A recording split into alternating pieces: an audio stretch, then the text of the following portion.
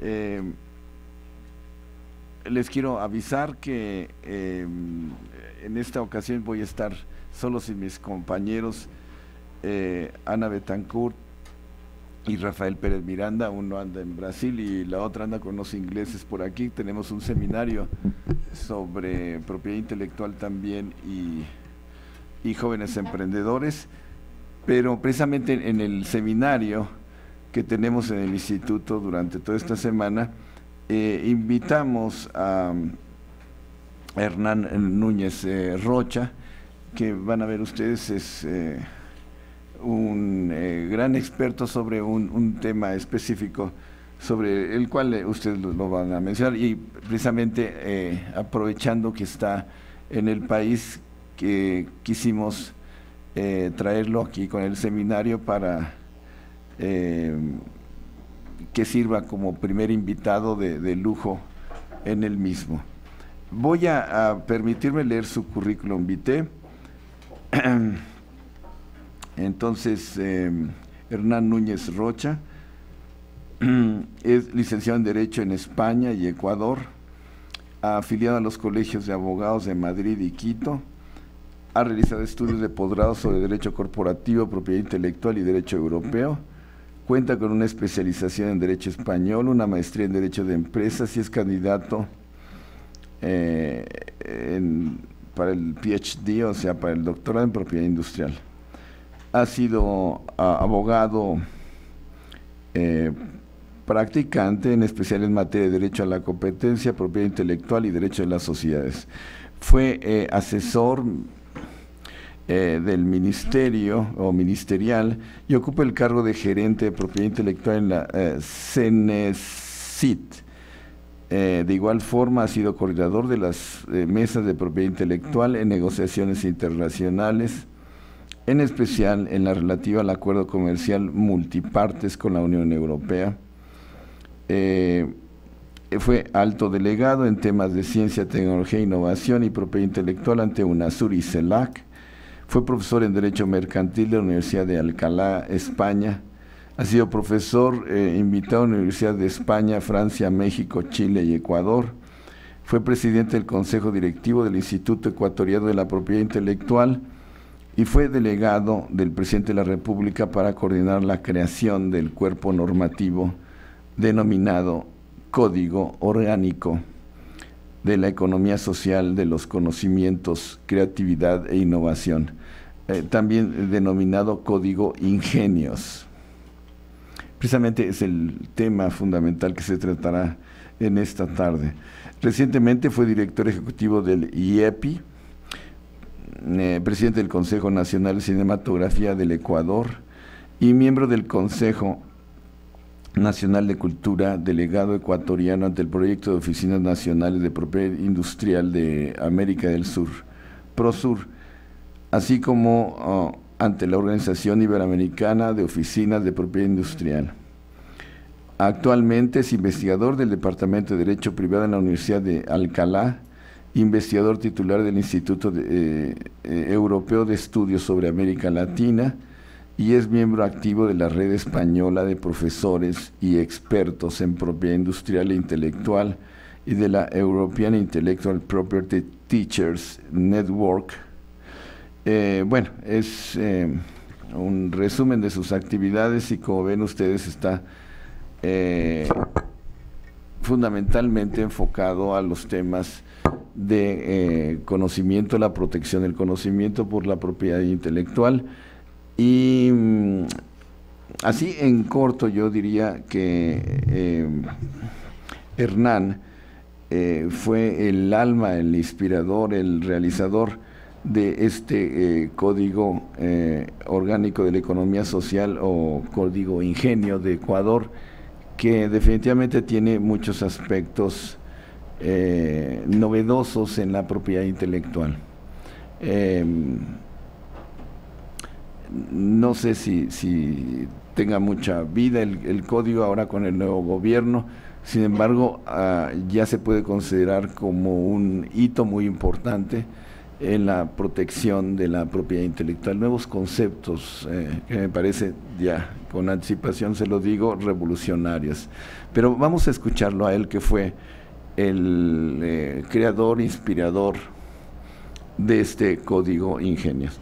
Sin más, entonces es un placer y es un honor darle la palabra a Hernán Núñez. Muchas gracias. Bueno, el honor es mío. Manuel, de hecho, es para mí es un honor y lo veo con mucha gratitud el poder estar aquí en la universidad, en la UNAM, que creo que es un gran referente no solamente para los mexicanos, sino también para la mayoría de latinoamericanos. Entonces, estar nuevamente aquí me llena de orgullo. Quiero agradecer primordialmente al Instituto de Investigaciones Jurídicas, ¿no? Y en especial al profesor Manuel Becerra y Ana Betancourt por la invitación que me han hecho en esta ocasión para el taller sobre propiedad intelectual que se está llevando a cabo esta semana en este instituto, así como para poder compartir algunas ideas con ustedes en este espacio. Antes de empezar, bueno, quisiera tal vez hacer unas consideraciones iniciales. Quisiera saber si es que todos los que están en esta sala son juristas o abogados o estudiantes de derecho, o cómo está compuesto el auditorio. Abogados. Ah, muy bien. Bueno, entonces creo que va a ser más fácil, ¿no? Efectivamente, como comentaba el profesor Becerra, en el Ecuador hemos tenido un proceso en los últimos años que inició con un análisis profundo de la propiedad intelectual para la implementación de ciertas políticas públicas, que luego eso decantó en la expedición de un nuevo régimen jurídico, un nuevo cuerpo legal, que es una ley, ¿no? Que tiene categoría de orgánica y que se denomina Código Orgánico de la Economía Social de los Conocimientos, la Creatividad y la Innovación. Es un nombre un poco largo, terminó con un apodo, ¿no? Se lo terminó señalando con un distintivo, que es el Código Ingenios. Yo voy a hablarles de manera muy general de esta nueva norma que fue expedida en diciembre del 2016, es decir, tiene poco tiempo de vida. Les voy a contar algunos aspectos que antecedieron a su promulgación y luego voy a hacer referencia a los aspectos jurídicos más relevantes, ¿no? Yo creo que si uno analiza las legislaciones de propiedad intelectual del mundo en general y de América Latina en particular, son muy similares, ¿no? Una similitud que se viene dando en especial desde la expedición del acuerdo sobre los ADPIC, ¿no? Es más o menos desde el 94, 95, 96, que creo que es el año en que la mayoría de países latinoamericanos ratificaron, ¿no? Los acuerdos de la OMC y posteriormente empezaron a reformar sus normas, sus legislaciones internas en materia de propiedad intelectual.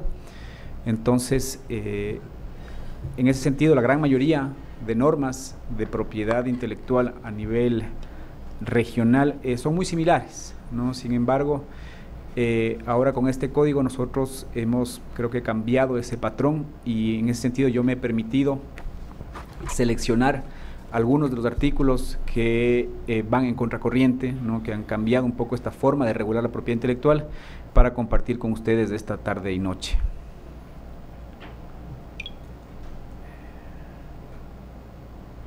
La presentación, bueno, les pido disculpas, hay algunas láminas que están en inglés y otras como esta que está en inglés y español, pero bueno, la mayoría de temas se entienden por sí solos. La presentación básicamente tiene 4 partes, ¿no? Primero les hablaré de los antecedentes que motivaron la expedición de esta norma, luego haré una breve mención a cuál fue el proceso de aprobación del código, luego me voy a referir a los fundamentos teóricos y finalmente, como les comenté, resaltaré los aspectos jurídicos más relevantes de esta reforma. En cuanto a los antecedentes que motivaron la expedición de una nueva norma de propiedad intelectual, fue que hace aproximadamente 10 años el gobierno nacional se dio cuenta que era necesario el cambio de una matriz, ¿no? La matriz productiva tenía que ser cambiada. El Ecuador, como la gran mayoría de países latinoamericanos, es un país primario exportador y secundario importador. Entonces, se hizo una gran estrategia de cambio de matriz productiva. Y en ese sentido, se hizo un análisis de algunos aspectos. Y entre ellos, lo que me correspondió participar a mí fue el análisis de cómo estaba la ciencia, la tecnología y la innovación. Entonces, en ese sentido, vimos que la inversión en investigación y desarrollo a nivel nacional, como uno puede ver en la gráfica, era muy baja. No estaba, si bien estaba en el promedio de América Latina, que tampoco sea muy alto, ese promedio estaba abajo, ¿no? Entonces vimos que primero había una gran falencia de inversión en proyectos, ¿no? Esto es como porcentaje del Producto Interno Bruto, ¿no? Entonces se hizo una evaluación y vimos estos números, ¿no? Luego, en temas de innovación, nunca en el Ecuador se había hecho una encuesta de actividades de ciencia, tecnología e innovación, así que en el 2011 se corrió la primera encuesta, que fue luego tabulada y publicada en el 2013. Entonces ahí vimos que ni siquiera el 8% de empresas, del total de empresas ecuatorianas, habían innovado en producto. Es decir, cuando uno les preguntaba a las empresas si es que han introducido un nuevo producto al mercado, si es que han innovado de acuerdo a ciertos parámetros, tan solo el 8% dijo que sí, ¿no?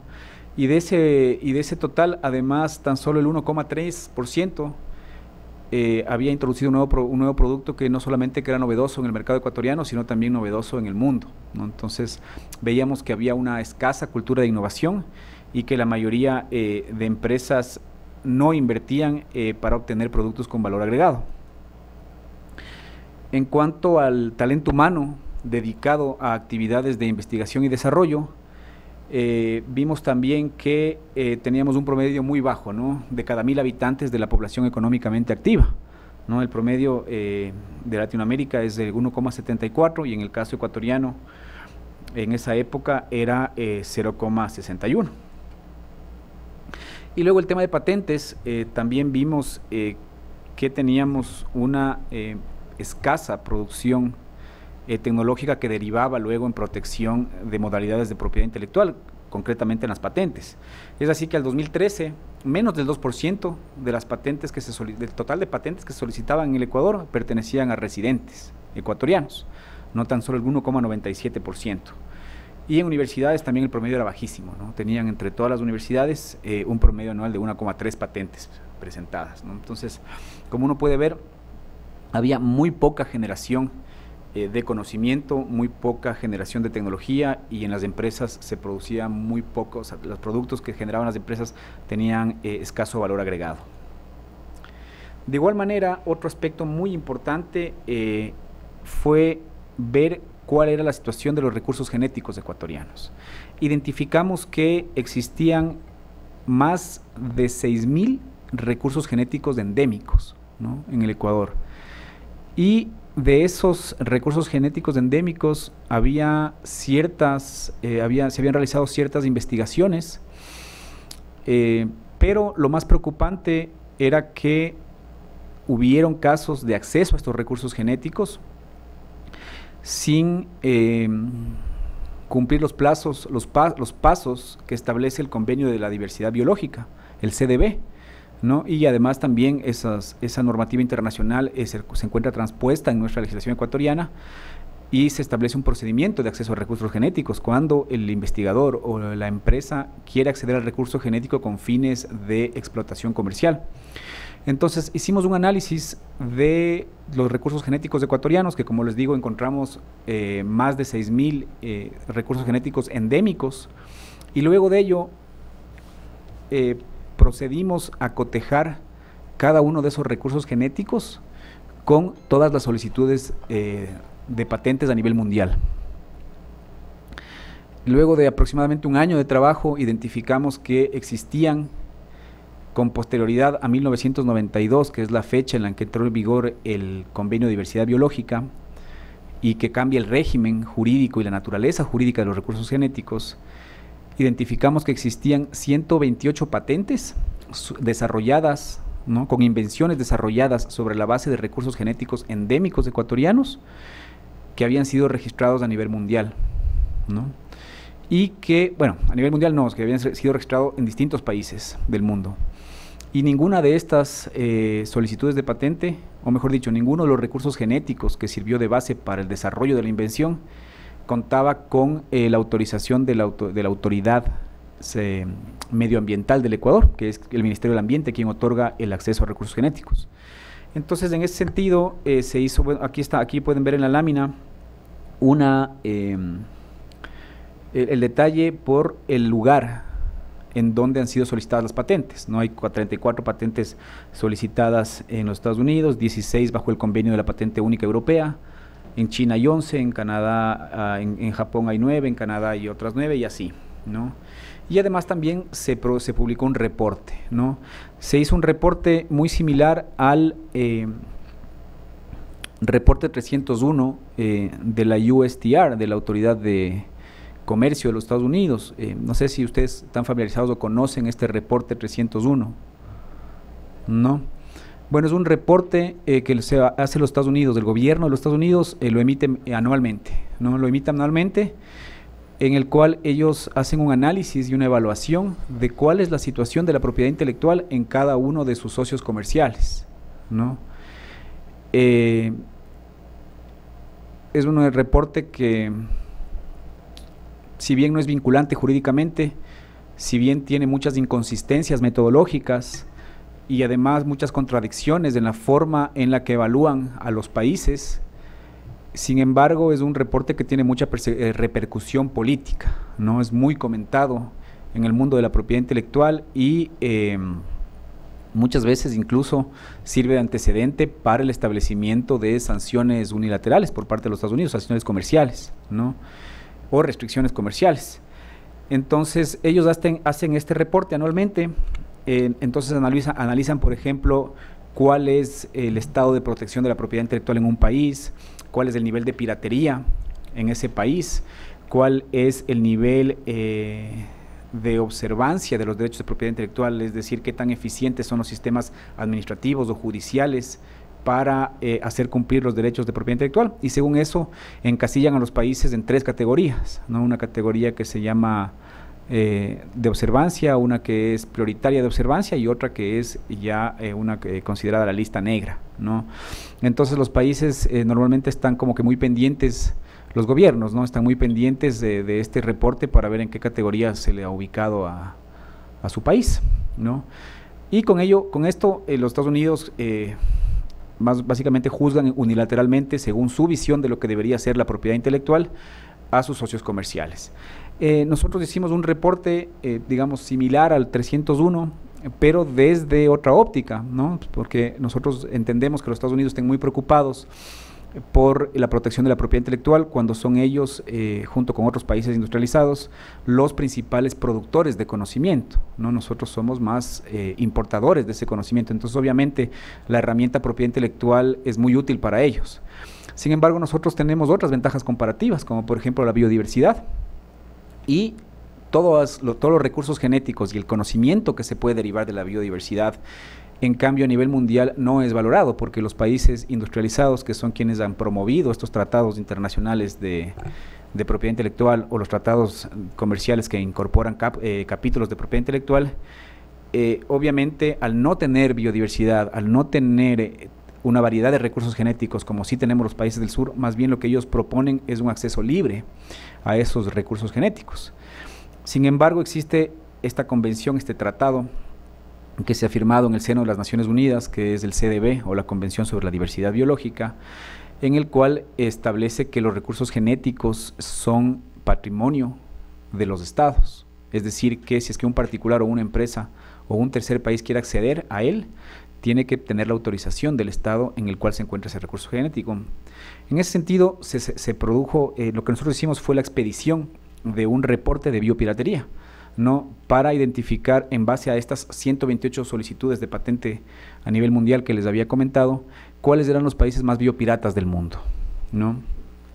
Y obviamente lideraba la lista los Estados Unidos, seguido de cerca por otros países europeos, ¿no? Entonces con esto Creo que si bien políticamente la emisión de este reporte de biopiratería fue muy simbólico, lo importante creo que es que sirvió para darnos cuenta de cuál puede ser, como ya les voy a explicar más adelante, en una posible transición de un país primario exportador a uno que quiera basar su economía en el conocimiento, cuál puede ser el peso de la biodiversidad y de sus recursos genéticos, ¿no? Yo creo que esa es una gran ventaja comparativa que nosotros, los países del sur, tenemos, y que por eso también no solamente que debemos a través de las normas estipular una protección adecuada de la biodiversidad, sino hacer un uso estratégico de ella, porque el conservar la biodiversidad per se creo que no es la mejor respuesta ante esta situación. Yo creo que debemos saber explotar económicamente y tecnológicamente esa biodiversidad, pero de una forma estratégica, ¿no? Entonces, en ese sentido, dentro del análisis, del diagnóstico que se hizo, vimos que teníamos una gran reserva de recursos genéticos, un gran potencial de investigación sobre biodiversidad y de biotecnología, pero que no lo estábamos explotando adecuadamente. Más bien, los que sí se estaban beneficiando de ello eran los países industrializados. Bueno, dicho esto, no sé cuánto tiempo tengo. Adelante. Ya. Dicho esto, se procedió, primero se tomaron algunas medidas, se tomaron algunas políticas públicas, y luego se decidió reformar la ley de propiedad intelectual, ¿no? En ese sentido, y como marco y como parte de esta gran estrategia que les había comentado al inicio, de cambio de matriz productiva, desde la Presidencia de la República se encargó la expedición de una norma que siente las bases para la construcción de la economía del conocimiento, ¿no? En ese sentido, se decidió deliberadamente incorporar dentro de esa norma al componente propiedad intelectual, ya que vimos que la propiedad intelectual era la principal herramienta que podía incidir en este cambio de patrón de acumulación y de modelo económico, ¿no? De pasar de este modelo extractivista en el cual el petróleo y los productos agrícolas eran la base de la economía, a este otro que estamos planteando, que es la economía del conocimiento. Entonces, en ese sentido, ya más adelante me voy a referir al contenido de la ley, pero se decidió hacer una gran norma del conocimiento y dentro de esa norma incorporar el nuevo régimen de propiedad intelectual. Siendo así, luego de elaborarse un primer borrador, ¿no?, entre funcionarios públicos y consultores privados, se decidió, para ser coherente con la filosofía de esta propuesta, con la filosofía del código, se decidió publicar el texto, ¿no? O sea, este era un anteproyecto de ley, antes de que vaya a vía parlamentaria, antes de que vaya a la Asamblea Nacional, que es nuestro órgano legislativo. Se decidió publicarlo en una página web, ¿no? Entonces construimos una página web con la misma programación de la Wikipedia, ¿no?, que permite a los usuarios no solamente leer, sino también editar. Entonces pusimos a disposición de toda la ciudadanía lo que llamamos esta herramienta de Wikilegislación, ¿no? Esto no formaba parte todavía del proceso formal de construcción de normas en el Ecuador. Era una norma, un anteproyecto de norma que lo estaba trabajando el Ejecutivo, ¿no? Sin embargo, decidimos que esto era una buena opción para socializar el proyecto de ley. El proyecto de ley entonces estuvo colgado en esta plataforma Wiki, ¿no?, aproximadamente un año, sí, un poquito más de un año, y fue todo un éxito, ¿no? Tuvimos, como ustedes ven, se registraron más de 3 millones de visitas y aparte tuvimos más de 38,000 ediciones, ¿no? Fue un proceso muy enriquecedor porque al inicio era como que una materia muy complicada, ¿no? O sea, no era, la ciudadanía en general no estaba acostumbrada a que se le consulte o a que se le ponga a disposición temas tan específicos, ¿no? La especificidad de la materia creo que en un inicio asustaba a muchas personas, a muchos usuarios, pero luego vimos que cada vez más, sobre todo los actores de interés, empezaron a interesarse por esta propuesta y empezaron a hacer a su vez sus aportes, ¿no?, algunos de ellos muy enriquecedores. Y si uno compara el texto que originalmente se publicó en la Wiki y el que posteriormente, después de este año y un poco más, se entregó a la Asamblea Nacional, a nuestro Parlamento, para que apruebe o para que discuta esta norma, uno ve que hay un cambio sustancial, y ese cambio en gran medida se debe a los aportes de los usuarios, ¿no? Ahí participaron muchas personas y entidades, sobre todo las más relacionadas con la propiedad intelectual, como son las sociedades de gestión colectiva, investigadores, profesores, innovadores, empresas, y obviamente también los abogados, ¿no? Los abogados ejercientes, los despachos de abogados y los abogados especialistas en propiedad intelectual. Luego de este tiempo se consolidó este aporte, este código, con todas las ediciones. El Ejecutivo presentó ante el Legislativo esta propuesta de ley, ¿no? Ahí en el Legislativo estuvo a su vez 1 año y medio discutiéndose, y de acuerdo a lo que dicta nuestra Constitución, si es que un proyecto de ley tiene relación con derechos colectivos de pueblos y nacionalidades indígenas, tiene que pasar obligatoriamente a una consulta prelegislativa. Y como veremos más adelante, esta ley sí tiene mucho que ver con las comunidades y pueblos indígenas, entonces pasó a la consulta prelegislativa, ¿no? Lo cual también fue un proceso muy enriquecedor, duró más o menos unos 6 meses, y se tuvo la participación de más de 4.000 personas y de más de 200 organizaciones, todas ellas de pueblos y nacionalidades indígenas. Bueno, posteriormente de eso se siguió el procedimiento legislativo normal, ¿no? que está conformado por 2 debates, y luego pasa para el veto o aprobación del presidente y vuelve a la Asamblea, ¿no? Se cumplió todos estos pasos de formación de leyes, y finalmente, como les comentaba, en diciembre del 2016 se expidió este código. Ahora me voy a referir sobre los fundamentos teóricos, ¿no?, de esta norma. Porque visto los antecedentes, la idea era construir un sistema, ¿no?, de gestión del conocimiento que permita el desarrollo de la actividad creativa, ¿no? Habíamos visto que la ley de propiedad intelectual que nosotros teníamos hasta esa fecha, que databa en verdad del 1998, que fue la época en la que tuvimos que adecuar nuestra normativa a las disposiciones de los ADPIC. Era una norma que había sido concebida bajo los criterios de que altísimos estándares de propiedad intelectual iban a beneficiar, iban a crear las condiciones para que aumente la innovación y para que recibamos inversión extranjera directa, ¿no? Esas eran las premisas de la ley, una ley con un enfoque neoliberal, característico también de la época, estábamos hablando de los 90s, en el cual, como les digo, los altos estándares de propiedad intelectual eran la característica, ¿no? Se creía que una alta protección, que una fuerte protección de derechos de propiedad intelectual iban a incidir directamente en la actividad creativa, ¿no? No obstante, como vimos en las estadísticas, eso no fue así. La idea entonces era más bien adoptar un nuevo régimen que rompa esa dependencia tecnológica que nosotros teníamos y que nos ayude a hacer procesos que reduzcan la dependencia tecnológica y que poco a poco podamos ir generando valor agregado en todas las actividades. Y en cuanto a la propiedad intelectual, la idea era que la propiedad intelectual sea una herramienta no solamente de protección de derechos, sino también de difusión del conocimiento, ¿no? Porque eso es algo que había afectado mucho también al sistema, ¿no? Vimos que esta adopción de la ley de propiedad intelectual del 98 estaba pensando únicamente en un sector de la sociedad, ¿no?, que son los titulares de derechos. Y esos titulares de derechos, si uno veía las estadísticas, yo les enseñé solo una de ellas, pero habían muchas más, no solamente en patentes, sino en todas las modalidades, pues, exceptuando las marcas. Si uno veía las estadísticas, era una diferencia completamente asimétrica entre nacionales y extranjeros. Entonces veíamos que el régimen de propiedad intelectual no estaba ayudando para romper esa brecha tecnológica y para romper esa dependencia tecnológica, sino todo lo contrario, acentuaba, ¿no?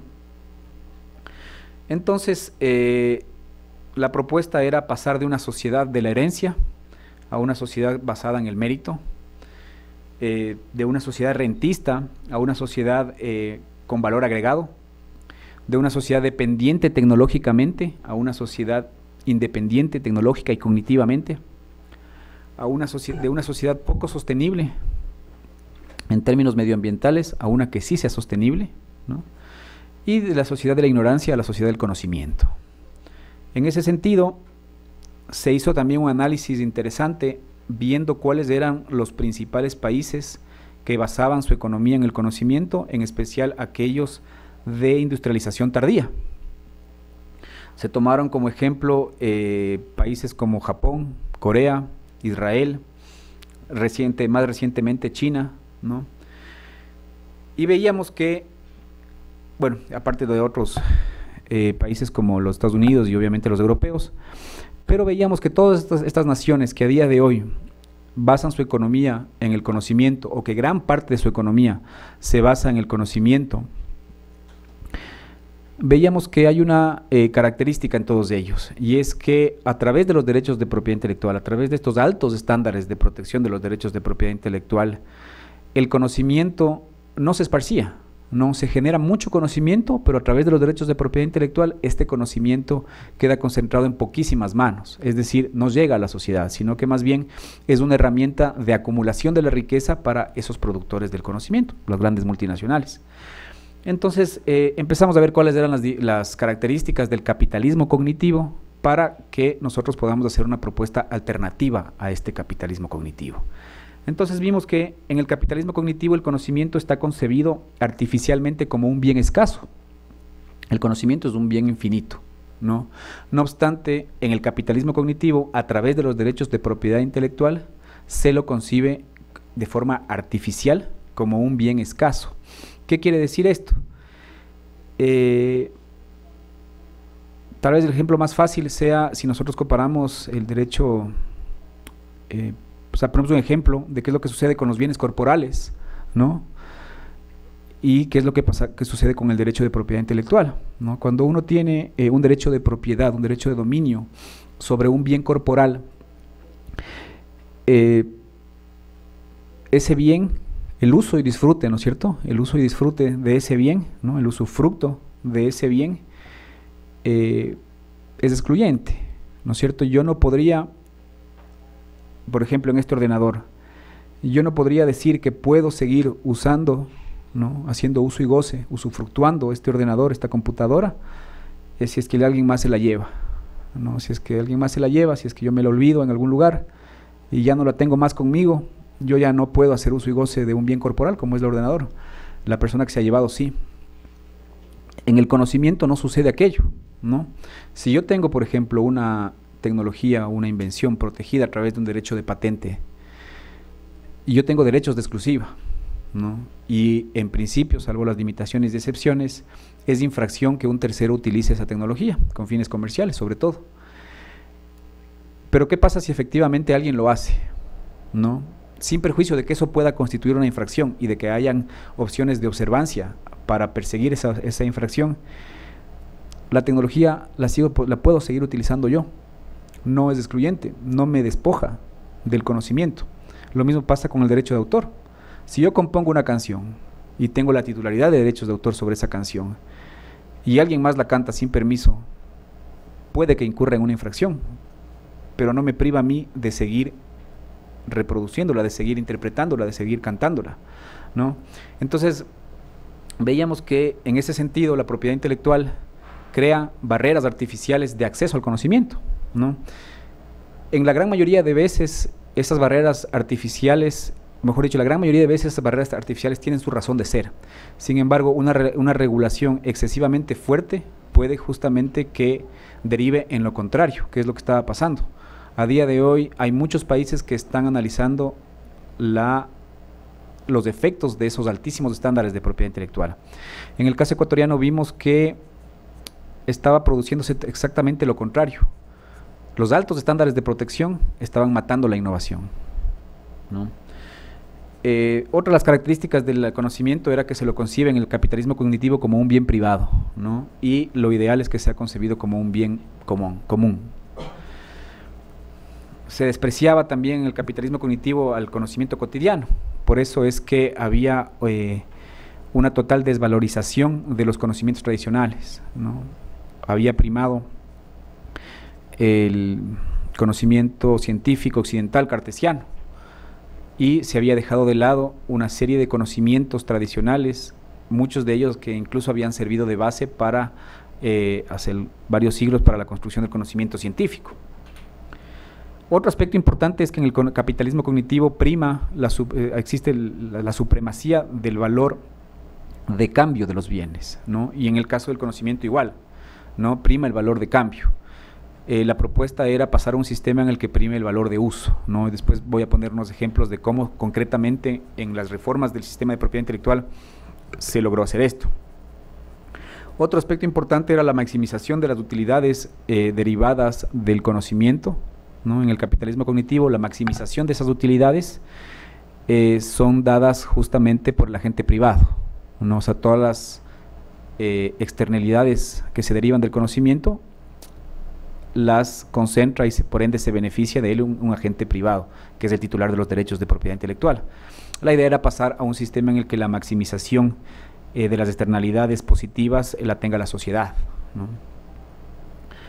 En el capitalismo cognitivo, otro de los aspectos es la competencia, ¿no? El conocimiento normalmente se produce de forma competitiva y está demostrado que la forma, mejor dicho, la producción colaborativa de conocimiento al final del día es mucho más eficiente, ¿no? De hecho, ya hay muchas empresas que, si bien al final del día concentran la propiedad intelectual concentran el conocimiento a través de derechos de propiedad intelectual, en la fase primaria, en la fase embrionaria de generación del conocimiento, lo hacen de forma colaborativa, ¿no?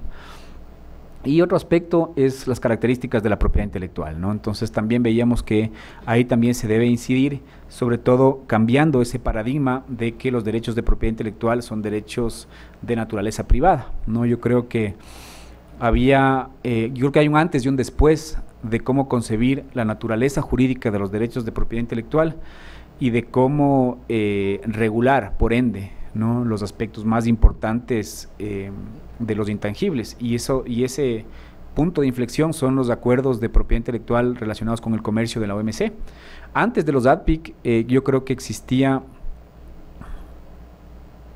muchas otras formas, ¿no?, heterodoxas de definir y regular a la propiedad intelectual. Los ADPIC vienen a marcar una tendencia bajo un sesgo político, económico e ideológico que prácticamente a partir de ahí mataron, ¿no?, muchas otras formas de regulación jurídica de la propiedad intelectual. Y en cuanto a esto que les estoy diciendo, el preámbulo de los ADPIC dice que los derechos de propiedad intelectual, reconoce que los derechos de propiedad intelectual son derechos de naturaleza privada, ¿no? Y ahí yo creo que en esta declaración que tienen los ADPIC hay muchas legislaciones y algunos autores que se agarran de eso para tratar de excluir las otras formas de propiedad intelectual, ¿no? Sin embargo, esto no es así. Y en ese sentido, ya más adelante también me voy a referir a cómo hemos regulado las distintas clases de propiedad intelectual.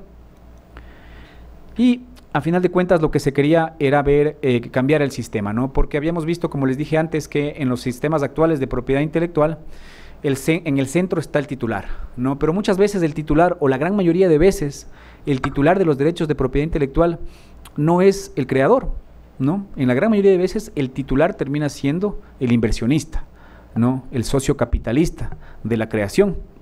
Si uno ve, por ejemplo, las solicitudes de patentes que se presentan en la mayoría de oficinas de patentes del mundo, la gran mayoría de esas patentes tienen en la solicitud consta un inventor y consta un titular, y el titular casi nunca coincide con el inventor, muy pocas veces, ¿no? De hecho, las grandes invenciones, las grandes patentes que se explotan económicamente están monopolizadas por empresas, ¿no? La gran mayoría de patentes farmacéuticas, de hecho, pertenecen a las multinacionales de la salud. Y lo mismo sucede con otras modalidades. Si uno ve los derechos de autor, ¿no?, la gran mayoría de derechos de autor, por ejemplo, sobre obras literarias, pertenecen a las editoriales, no a sus autores. Y lo mismo sucede con otro tipo de obras como las musicales o las audiovisuales, ¿no? La idea entonces era romper, ¿no?, esa situación, y que en el centro se ubique el creador y darle ciertos derechos a este creador, ¿no? Entonces se hizo algunas disposiciones relativas a la titularidad. Ahora sí, bueno, creo que vamos a dejar ahí el fundamento teórico, que creo que en algunas partes resulta un poco abstracto, para ya poner ejemplos de cómo es que se reguló y cómo se aterrizó todo este discurso y todo este fundamento teórico de la economía social de los conocimientos.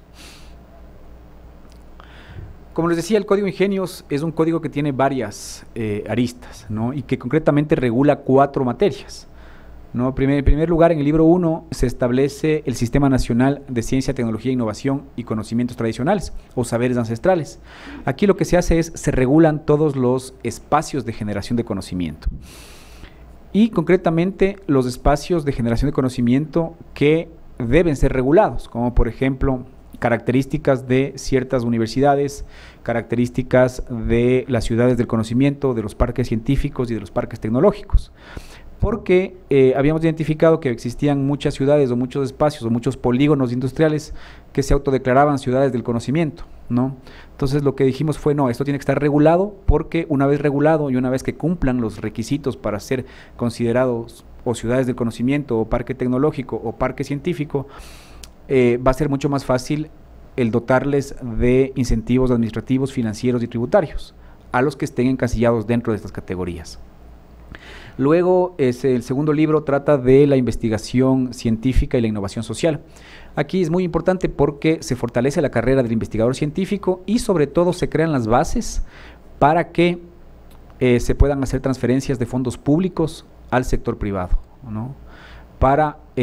Única y exclusivamente para proyectos de desarrollo tecnológico, para proyectos de innovación social.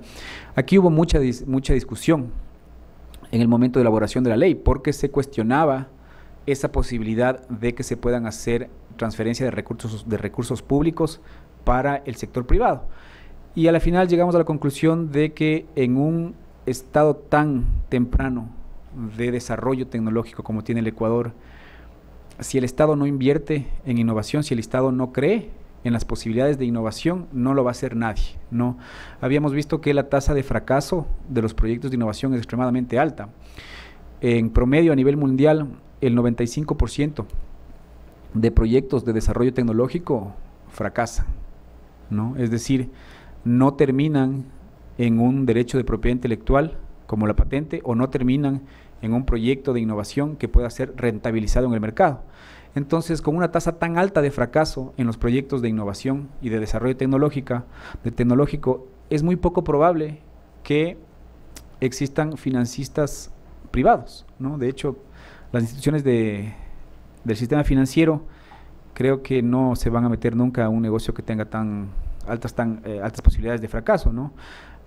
Participan y uno puede encontrar inversionistas cuando ha estado ya está en otra fase de desarrollo tecnológico, cuando ya tiene, por ejemplo, una patente o un secreto industrial.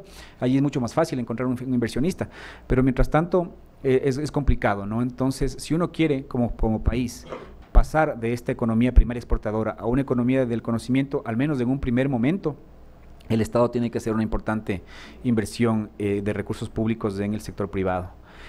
Y el tercer libro trata sobre gestión del conocimiento. Ahí es donde está el régimen de propiedad intelectual. El cuarto libro es de financiamiento e incentivos. Ahí básicamente lo que se establece son todos los incentivos arancelarios, los incentivos financieros, los incentivos administrativos y sobre todo tributarios que tienen las personas naturales o jurídicas, públicas o privadas, que se dediquen a actividades de generación de conocimiento.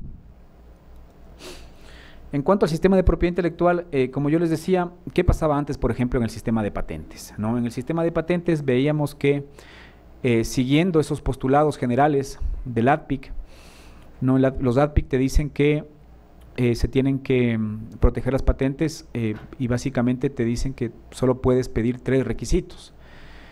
No sé si alguien me recuerda cuáles son los 3 requisitos de patentabilidad.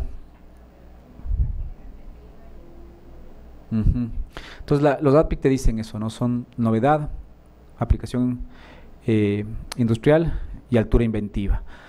Y te dice que no se puede discriminar según el campo tecnológico, ¿no? Entonces, muchos de los países han interpretado que eso es un postulado que no se puede, del cual hay una camisa de fuerza para regular, para construir distintos regímenes de propiedad intelectual según el tipo de bien, y eso no es así, ¿no?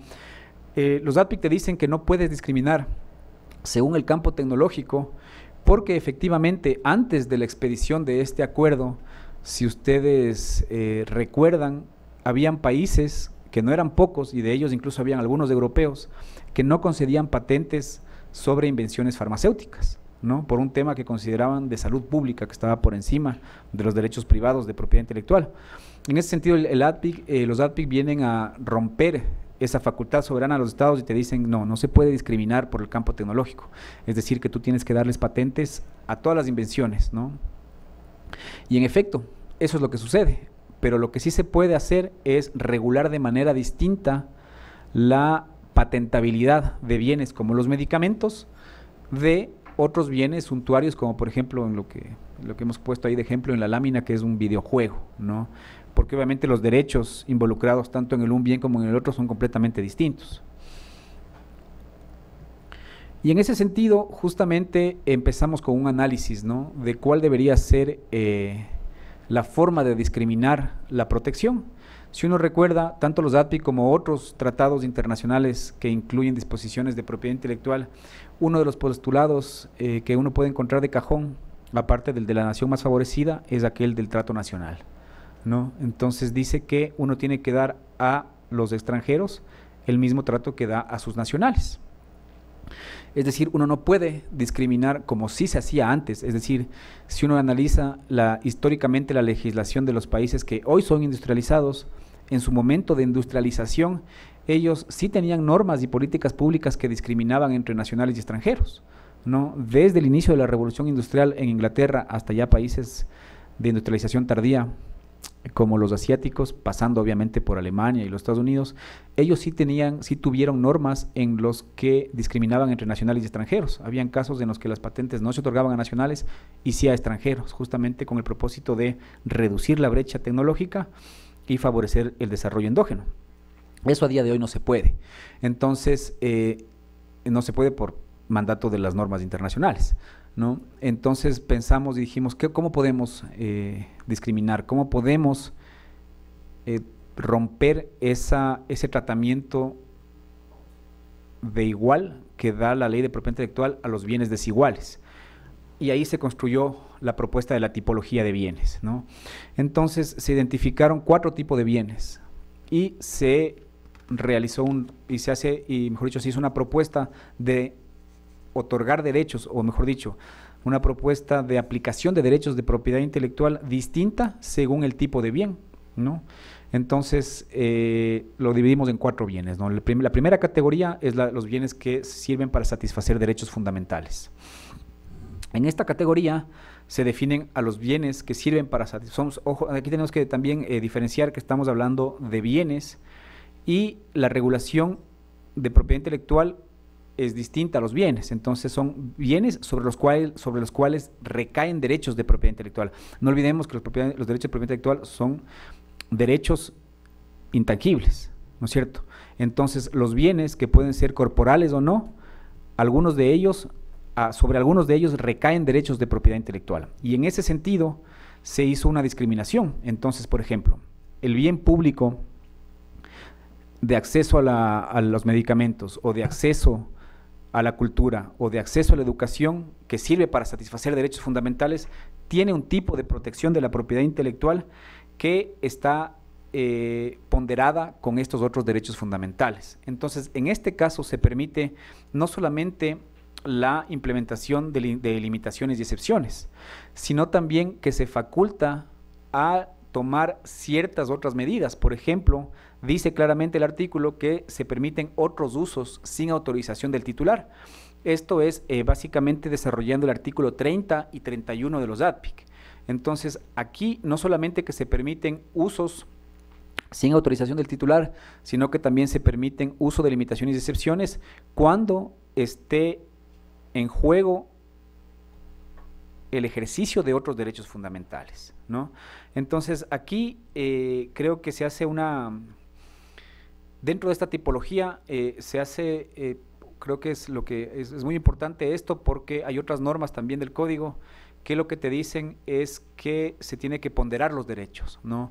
Recordemos que últimamente los derechos de propiedad intelectual habían tenido una construcción, no en la academia, pero sí legislativa, una construcción como unos derechos atípicos, ¿no? No solamente en su naturaleza jurídica, sino también como unos derechos asistemáticos, ¿no? Descolgados del ordenamiento jurídico. Cuando uno analiza las otras ramas del derecho, ve que siempre existe un juicio de ponderación de derechos, ¿no? Siempre se hace un análisis, siempre se pone, cuando existen dos derechos confrontados, siempre se pone esos derechos en una balanza, ¿no? Y a través de los precedentes jurisprudenciales se hace justamente esa ponderación de derechos.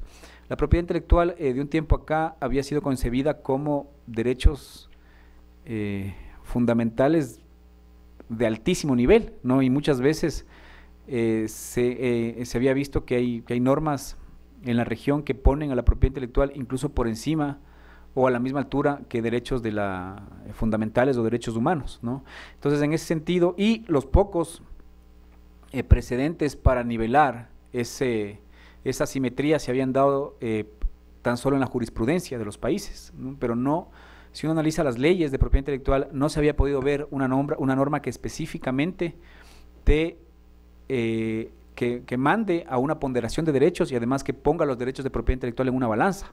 Que ojo, los ADPIC sí lo hacen. Si uno analiza los artículos 7 y 8 de los ADPIC, sí mandan a una ponderación de derecho y dicen que el objetivo de la propiedad intelectual es no solamente la protección de los titulares, sino también la satisfacción de las necesidades de los usuarios. Eso, sin embargo, no fue transpuesto en las legislaciones de los países. Y, como les digo, la mayoría de casos de conflicto entre derechos humanos y derechos de propiedad intelectual fue resuelto por la jurisprudencia, ¿no? Aquí ya se arma un régimen distinto para estos bienes sobre los cuales recaigan derechos de propiedad intelectual que puedan atentar contra derechos fundamentales, como es salud, educación, acceso a la cultura, etcétera, y se le da este tipo de protección, ¿no? El segundo tipo de bienes en esta tipología son los bienes de sectores estratégicos. Recordemos también que los ADPIC te dicen que los estados pueden tomar medidas en favor de aquellos aspectos que consideren de vital importancia para su desarrollo socioeconómico, ¿no? Eso es el paraguas que dan los ADPIC. Y a su vez en el Ecuador, la Constitución ecuatoriana,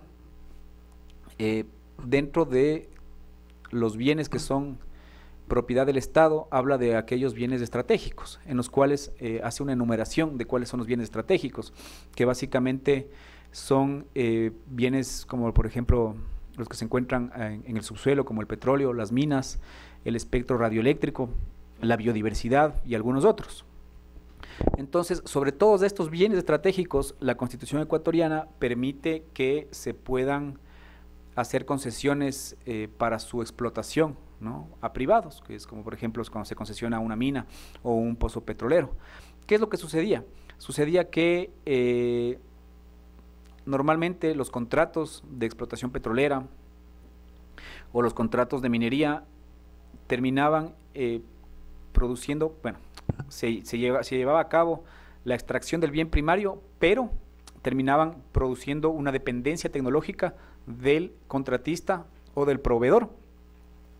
Y además, muchas veces por motivo de esa actividad extractiva, el contratista levantaba mucha información que al final del día era mayor a la que poseía el Estado sobre ciertos sectores estratégicos.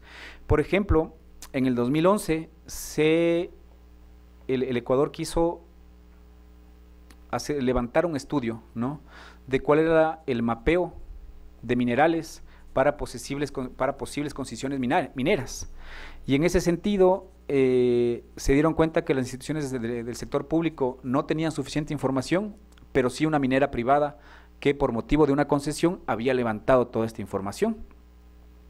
Entonces lo que se hizo fue, en esta categoría de bienes, establecer un régimen de propiedad intelectual que permita al Estado imponer cláusulas de transferencia tecnológica por motivo de una concesión de explotación o de extracción de recursos y de bienes estratégicos.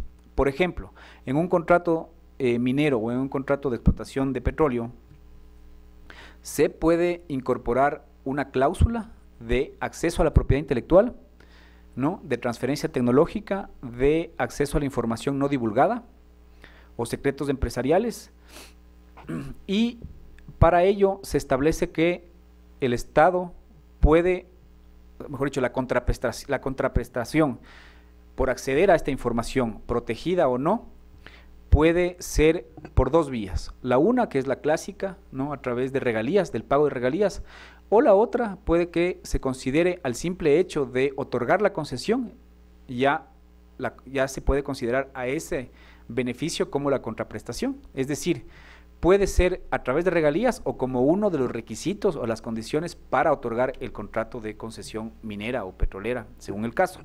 Entonces, en ese sentido, es importante mencionar que esto se decidió poner en el código porque fue una política pública que, a pesar de que no existía norma expresa, ya se la venía manejando en los últimos 7 años. De hecho, si uno analiza los contratos de concesión de bienes estratégicos en el Ecuador, sobre todo los que tienen que ver con petróleos, minas y plantas hidroeléctricas, se puede dar cuenta que ya existe esta cláusula de propiedad intelectual, ¿no? Y ha ayudado mucho, no solamente para crear capacidades y competencias en el talento humano ecuatoriano que participa en este tipo de contrataciones, sino también para romper la dependencia tecnológica que teníamos con los proveedores y con los contratistas, porque en algunos casos nos ha sido mucho más fácil, por distintos motivos, dar por terminado un contrato de concesión minera o petrolera y empezar a explotarlo con empresas públicas o con empresas privadas de competidoras, ¿no? Bueno, me queda poco tiempo, entonces voy a concentrarme básicamente en algunos derechos de propiedad intelectual. Esta, bueno, es la disposición del código. Se regula la propiedad intelectual, tanto la propiedad industrial como el derecho de autor, y por otro lado se regulan los conocimientos tradicionales. Y finalmente, no consta en la gráfica, pero también se hace mención a la información no divulgada y cómo debe ser protegida esta. Bueno, estos son los instrumentos internacionales que analizamos previo a porque dicho sea de paso son los de los cuales el Ecuador es signatario, ¿no?, previa a la redacción del borrador. Me voy a referir, como tengo muy poco tiempo, quizás a los principios generales del código y luego a un aspecto muy importante que me parece que es el más innovador o de los más innovadores, que es la observancia. En cuanto a los principios, se establece que el conocimiento es de interés público y que el principio general es que los bienes están en el dominio público y que la excepción a esta regla general son los derechos de propiedad intelectual. Esto, aunque parezca que es una cuestión baladí, es muy importante, porque si uno analiza todas las normas de propiedad intelectual, se concibe como la regla general a lo que está protegido, ¿no es cierto? Y la excepción es lo que tú puedes usar, sea porque está protegido y estás haciendo uso de una limitación y excepción, o porque ha caído en el dominio público, es decir, que ha terminado el tiempo de protección según la modalidad de la que se trate. Sin embargo, en la vida real esto no es así. En la vida real el conocimiento es libre, ¿no?, y circula. La gran mayoría de ideas que circulan, la gran mayoría de postulados científicos o tecnológicos que circulan o que son plasmados en un documento o que son transmitidos en una conferencia son libres, ¿no? La excepción a ese gran acervo cognitivo de la humanidad son los derechos de propiedad intelectual. Entonces, esto es muy importante porque luego en la aplicación de la norma, este artículo puede jugar un rol muy importante. Otro aspecto interesante es que se establece el equilibrio de la propiedad intelectual, ¿no? Se dice que aquí desarrollamos mucho más la ventaja que da los ADPIC y decimos que la propiedad intelectual tiene que estar supeditada a la innovación social, a la transferencia tecnológica y a la difusión del conocimiento. Otro aspecto importante es que se establece que las limitaciones y excepciones a los derechos de propiedad intelectual son irrenunciables, porque si uno ve ya en la práctica qué es lo que sucede con las limitaciones y excepciones, muchas veces a través de mecanismos contractuales son completamente reducidos o a veces eliminados. Entonces, todas esas disposiciones de acceso al conocimiento que permiten las limitaciones y excepciones a los derechos, muchas veces quedan en nada porque existen condiciones contractuales impuestas por la parte contractual más fuerte y que impiden un acceso al conocimiento. Y bueno, el otro aspecto es lo que ya les había comentado, es que se exige una ponderación de derechos entre la propiedad intelectual y derechos fundamentales. Aparte también tiene que ponderarse la difusión del conocimiento, es decir, si es que un derecho de propiedad intelectual está afectando injustificadamente el acceso al conocimiento, y se desarrolla lo dispuesto en los ADPIC de que la propiedad intelectual tiene dos caras, ¿no? La propiedad intelectual tiene dos caras, normalmente nos concentramos solo en una de ellas, que son los derechos de exclusiva, pero la contracara, y que son además de la misma moneda, es el libre uso, no el acceso libre al conocimiento, sea por limitaciones y excepciones o sea por dominio público. Bueno, voy a pasar estos temas. Decirles simplemente que hay una disposición que dicta que en todas las patentes de invención tiene que haber un porcentaje de la titularidad y de la explotación de esa patente para el inventor, y una disposición similar existe en derecho de autor, también a favor del autor, cuando es de quien no concentra la calidad de titular, no en cuanto a porcentaje, pero sí en cuanto a ciertos derechos en el derecho de autor.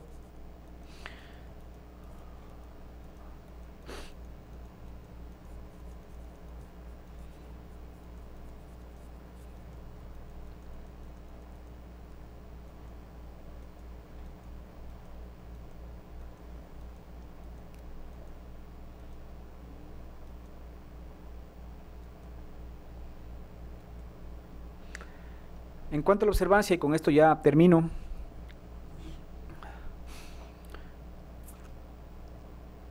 ¿se dice aquí observancia igual? Sí. Aplicación. Normalmente los derechos de propiedad intelectual tienen, los derechos tienen como que dos ejes, ¿no? Tiene dos elementos. El contenido de los derechos de propiedad intelectual son, por un lado, la protección o el registro según las modalidades, y por otro lado la observancia, ¿no? Entonces, nos dimos cuenta que existía a veces, a través de la observancia, un abuso del derecho de la propiedad intelectual. ¿Cómo consideramos que se podía romper esa desigualdad? A través de mecanismos similares a la observancia, pero en favor de aquellos que no son titulares. En ese sentido, se crearon 3 medidas de observancia negativa. La primera es cuando existe un abuso de derechos de propiedad intelectual. La segunda es lo que se denomina la acción declarativa de ausencia de infracción. Y la tercera es cuando existe un uso abusivo por fuera de la observancia. En el primer caso es cuando, a través de figuras de observancia o figuras judiciales de protección de los derechos de propiedad intelectual, se está haciendo un uso abusivo. En ese caso, no solamente, aparte de la opción de defensa que existe en esos procesos, el usuario o el competidor puede acceder a la Oficina Nacional competente en materia de derechos intelectuales para iniciar un proceso de observancia negativa y que esta oficina se pronuncie sobre si existe o no un abuso de derechos por parte del titular. El segundo caso, en cambio, está pensado como una medida preventiva, es decir, que por ejemplo, un fabricante de productos genéricos, de medicamentos genéricos, antes de sacar un producto al mercado, pueda acceder a la Oficina Nacional de Propiedad Intelectual y le pregunte si es que esa tecnología que él va a comercializar infringe o no un derecho de patente. El pronunciamiento de la Oficina Nacional competente es vinculante y, de ser el caso, le permite a esta empresa de genéricos poder comercializar, y cualquier medida provisional, ¿no es cierto?, cualquier medida judicial o administrativa cautelar o de observancia que sea presentada por el titular quedaría sin efecto. Esto sucede mucho con productos farmacéuticos. Hemos visto que hay un abuso de la implementación de medidas provisionales o de medidas cautelares, ¿no? Y muchas veces, luego de 5, 6 hasta 10 años de litigio, las pequeñas farmacéuticas o las productoras de genéricos deciden dar por terminado ahí el litigio porque les representa mucho gasto el continuar con esos procesos, mientras que a las multinacionales les representa un gasto residual, ¿no? Y la tercera opción es cuando existe un abuso de derechos de propiedad intelectual pero que no se dan a través de los mecanismos judiciales o administrativos de observancia. Por ejemplo, esto se da mucho ahora con la publicación de contenidos en Internet. Muchas veces, cuando existen publicación de contenidos protegidos o protegibles por el derecho de autor, por ejemplo, en el Internet, la mayoría de veces en ciertas plataformas o en ciertas redes ya no se acude a los organismos administrativos o judiciales de protección de la propiedad intelectual, sino al proveedor o al administrador de la plataforma. Es decir, hay muchos temas que son censurados, o hay contenidos que son retirados no por orden de juez, sino por decisión del administrador de la plataforma o del administrador de la red social. Hay muchos contenidos, por ejemplo, que se bajan del Twitter o de otro tipo de plataformas por pedido de un usuario. En el Ecuador hemos visto que ha habido muchos casos en los cuales se ha pedido el retiro de información, y normalmente, ¿qué es lo que hace? Las redes sociales hacen un análisis, claro, como es digamos, una empresa multinacional y sus plataformas tienen impacto o incidencia en muchos países, ellos no analizan la legislación de cada país, no saben qué está permitido y qué no está permitido en términos de propiedad intelectual en cada uno de los países, ni les interesa. Tienen unas políticas basadas normalmente en la normativa europea o norteamericana, sobre todo norteamericana. Entonces, según estas políticas que ellos tienen, de acuerdo a la normativa norteamericana, permiten o retiran contenidos protegidos por derecho de autor. Eso hemos visto que provoca muchos problemas a la hora de acceder al conocimiento, ¿no? Entonces, una de las opciones justamente era que un usuario pueda acudir a la Oficina Nacional Competente para que emita una resolución administrativa, o a veces también puede ser judicial, y que eso a su vez impida el retiro de información por políticas de la red social o de la plataforma. Creo que esos son los temas, bueno, hay más, pero creo que son los temas más importantes que les puedo, en honor al tiempo, hablar hoy. Y en todo caso, creo que si es que alguien tiene preguntas, podemos de ahí ahondar más algunos temas que quedaron en el aire. Muchas gracias.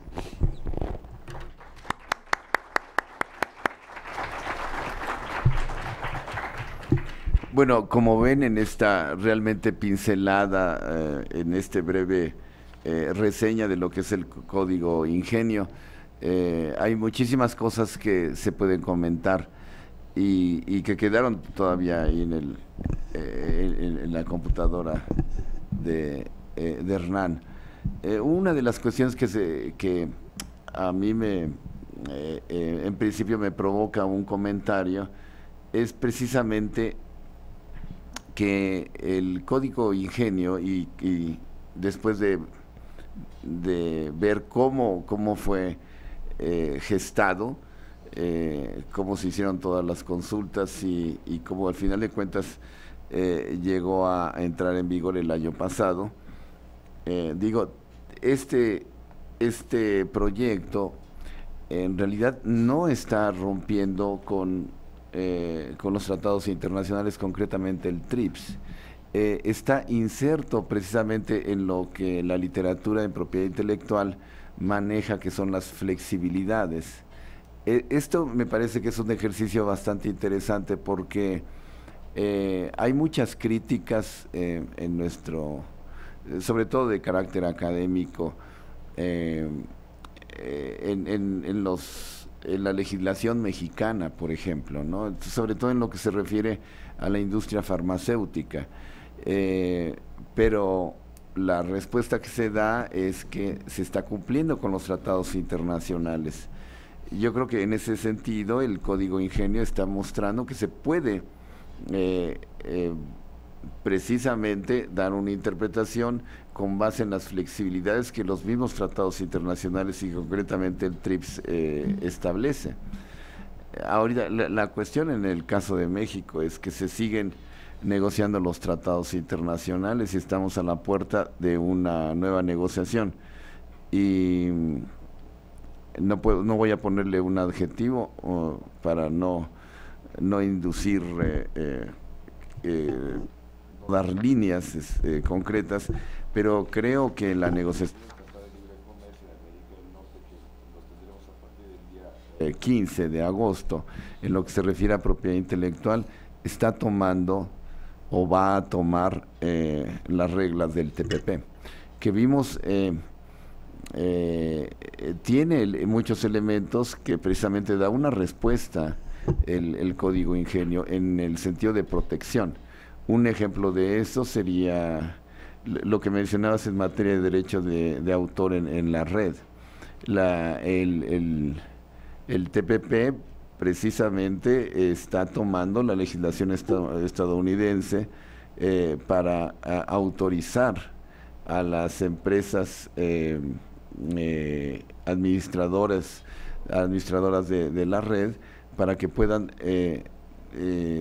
suspender el servicio a un usuario que supuestamente viola la legislación de derecho de autor sin una decisión judicial, lo cual violaría definitivamente la Constitución y por otra parte derechos humanos, acceso a la información, a la cultura, etcétera, etcétera. Pero digo, ese es un ejemplo de cómo en un código concreto con un sentido diferente y dentro del marco jurídico internacional puede dar una nueva visión de lo que es la protección del conocimiento.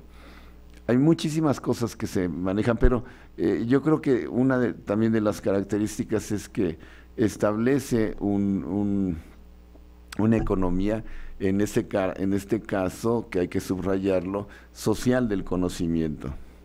Ahora, lo interesante, tiene muy poco tiempo, yo le preguntaría en principio a Hernán, tiene muy poco tiempo de entrar en vigor el código.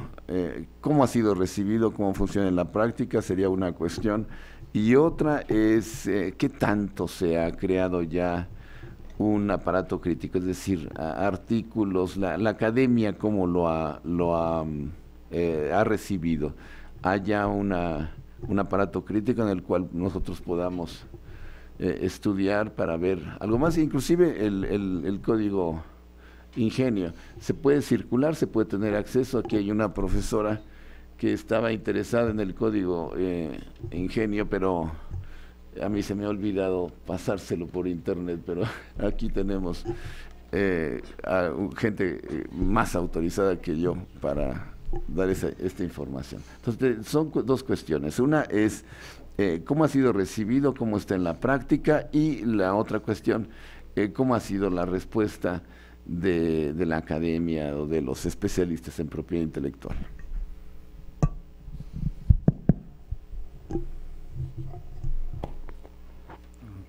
Muy bien. Bueno, sí, efectivamente tiene muy poca vida, es de muy corta duración, tiene tan solo 7, 8 meses, ¿no?, de encontrarse en vigor. Y además, claro, como es un código orgánico, tiene muchos aspectos macro que son regulados. Y, por ejemplo, toda la parte adjetiva del código y todos los otros aspectos de desarrollo sustantivo tienen que ser plasmados en normativa secundaria. De hecho, estaban pensados 33 reglamentos, ¿no?, para este código, aparte del reglamento general. Y de los cuales ya se ha emitido el reglamento general y se han emitido 2 reglamentos más.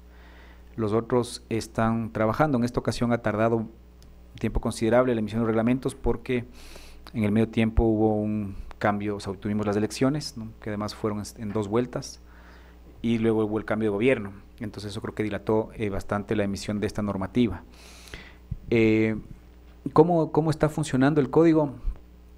Yo creo que hay muchos aspectos que están funcionando bien, porque simplemente fueron políticas de gobierno que ya a través del código se convirtieron en políticas públicas, políticas de Estado, y que ya venían funcionando con anterioridad. Por ejemplo, la disposición de que en ciertas instituciones la titularidad de la patente tenga que ser compartida con el inventor ya venía siendo un requisito para universidades e instituciones públicas e institutos públicos de investigación para acceder a fondos públicos, ¿no? Entonces, eso de hecho hizo que exista un incremento del 500% en universidades en solicitudes de patentes, y ya se venía trabajando de esa manera. Entonces lo que se hizo en el código fue simplemente plasmar una política de gobierno que venía ya teniendo mucho éxito.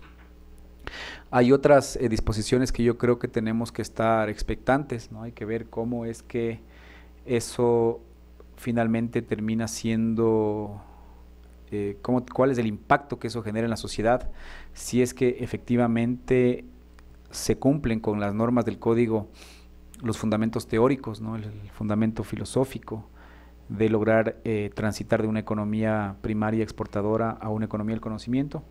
Y yo creo que ahí en gran medida creo que juega un papel muy importante esta normativa secundaria. Entonces habrá que ver cómo es que ahora el nuevo gobierno regula a través de reglamento todos estos otros aspectos, y en ese sentido creo que hay un gran reto, ¿no? Tal vez hay un aspecto que me tranquiliza desde el punto de vista personal. Yo me siento parte de este nuevo modelo, y es que nosotros, cuando se nos encomendó por parte del presidente de la República el hacer este cuerpo normativo, eran circunstancias políticas muy favorables, ¿no? El presidente Rafael Correa había acabado de ser reelecto por segunda vez, estaba iniciando su tercer periodo, con un porcentaje altísimo de aceptación, ¿no? Había ganado en primera vuelta, tenía mucha aceptación, tenía una mayoría parlamentaria nunca antes vista, ¿no? 2/3 de los asambleístas o diputados eran del oficialismo. Entonces en ese momento para nosotros hubiese sido muy pero muy fácil hacer una ley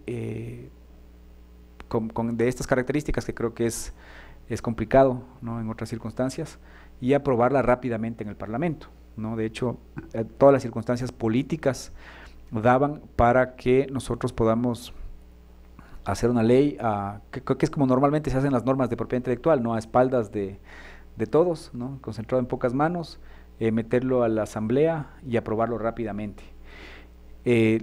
Optamos por otra estrategia, ¿no? Que es la que les expuse, de hacer un proceso muy amplio de socialización, la wiki, y eso nos tardó 4 años, ¿no? Un poquito más incluso, y eso hizo que a día de hoy esté el código pero no estén los reglamentos. Pero lo que es alentador es que en ese proceso creo que se involucraron muchas más personas. Al principio éramos 7 personas que trabajábamos en el código, y luego yo podría decir que son miles, ¿no? O sea, ahora hay muchas personas, y eso a mí me llena de orgullo. Hay muchas personas a nivel nacional que uno les escucha hablar en seminarios, simposios, talleres, universidades, y que se presentan ellos como autores del código, ¿no? Entonces a mí eso me da mucha esperanza, porque veo que es un proceso que puede ser sostenido más allá de que estemos o no ciertos actores políticos, ¿no?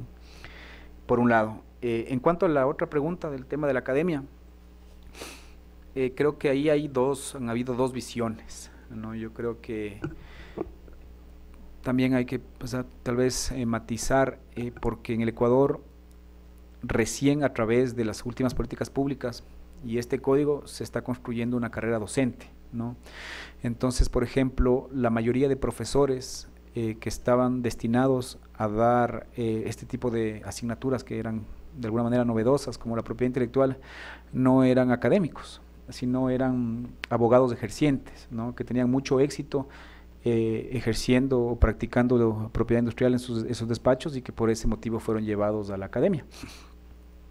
Entonces, ese sector de académicos, por así decirlo, siempre fueron muy críticos con el código, porque obviamente veían que era una norma completamente diferente a las normas modelos, a las normas tipos de propiedad intelectual, que una de ellas fue la que nosotros mismos adoptamos en 1998. Entonces, yo creo que ahí ha habido mucha confrontación, mucha polémica, ¿no? Y sobre todo mucha alarma, ¿no? Yo creo que en un inicio se lo pintó a la ley como si fuese yo recuerdo que una de las principales críticas era que íbamos a incumplir todos los tratados internacionales y que íbamos a ser sancionados en todos los foros posibles, ¿no? Nunca pasó nada de eso. Bueno, es muy poco tiempo, pero como comentaba en el otro evento, es la primera vez que en el reporte 301 de la Oficina de Comercio de los Estados Unidos se felicita al Ecuador por un aspecto de propiedad intelectual, ¿no? y es que a la final no les tocó otra opción que admitir que fue un proceso extremadamente incluyente, ¿no? Y en cuanto al otro sector de la academia, yo veo que hay mucha expectativa, y sobre todo también hubo se involucraron los profesores, porque lastimosamente la propiedad intelectual era una asignatura que en el Ecuador estaba estancada, ¿no? A nivel académico, lo que normalmente se había problematizado sobre propiedad intelectual era normalmente sobre temas marcarios, y sobre los otros temas se veía muy poco la naturaleza jurídica de los derechos, se veía muy poco la dimensión internacional de los derechos de propiedad intelectual, y más bien lo que se había concentrado la académica es en analizar temas de requisitos de registrabilidad o requisitos de protección de las modalidades de propiedad intelectual, y sobre todo la observancia, ¿no? Entonces, el poner el Código Ingenios en la mesa de discusión creo que también retroalimentó a la academia para que empiece nuevamente a considerar estos otros aspectos que forman parte de la propiedad intelectual. Por ejemplo, el tema de las flexibilidades no se lo había tratado, ¿no? El tema de las limitaciones y excepciones tampoco se lo había desarrollado, ¿no? Y el tema de la compatibilidad, ¿no? Esa dimensión internacional, la compatibilidad con los instrumentos internacionales de las disposiciones locales, tampoco se lo había explorado, ¿no? Entonces yo creo que esto fue una oportunidad para empezar a abordar desde esas aristas a la propiedad intelectual. Bien, abrimos preguntas. Yo tengo todavía algunas, pero democráticamente ustedes tienen la palabra. Por favor, tenemos… ahí viene. Ahorita.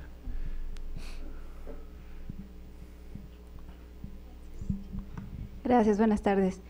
En el tema tocante de los derechos de patentes farmacéuticas, ¿cómo contempla el Código Ingenio la gestión de estos derechos? Desconozco, bueno, supongo que Ecuador está adscrito al PCT, ¿y cómo es que están tratando la gestión de los derechos de patentes farmacéuticas y también de las patentes biotecnológicas o las biocompatibles? Y la segunda pregunta, abusando del tiempo, ¿cómo regulan o van a controlar o cómo visualiza este código la regulación en cuanto a la producción de conocimiento por medio de los journals, que obviamente los investigadores en todas las universidades se miden por la generación de conocimiento a partir de estos papers? Gracias. ¿Quieres que escuchemos varias? Okay. A ver, la siguiente atrás estaba la profesora. Buenas noches, doctor Pati. Hernán.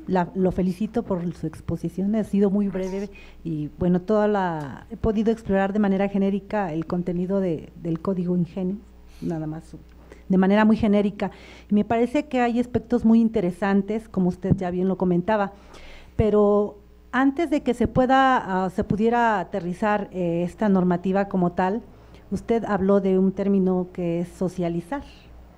Y eso me parece muy importante porque ya se trata de una normativa más incluyente. Aquí tengo una pregunta que tiene que ver con el derecho a la consulta. ¿Ustedes en Ecuador tienen legislación específica sobre la temática, así como tal, derecho a la consulta, o cómo lo regula en su Constitución? Porque una cuestión es que se socialice y otra cuestión es que se ejercite el derecho a la consulta como tal, acorde al convenio 169 de la OIT. Entonces, esa es una situación que a mí me llama mucho la atención, porque cómo poder legitimar no solamente jurídicamente, sino socialmente, y poder decir que se respetó el derecho a la consulta de los pueblos originarios. Y me gustaría conocer su… Muchas gracias. ¿Alguna otra pregunta? Por favor. Gracias, buenas noches. En relación al Código Ingenios, nada más es la curiosidad que me genera, ¿cuál es la mecánica que utilizaron para proteger, por ejemplo, las patentes a nivel contractual? Es decir, ¿cuál es el candado de seguridad para el titular o para el inventor respecto de la transmisión y distribución de esas patentes. Gracias.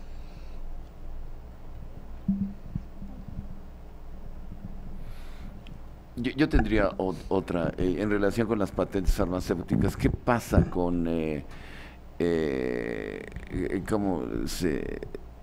concepto es linkage?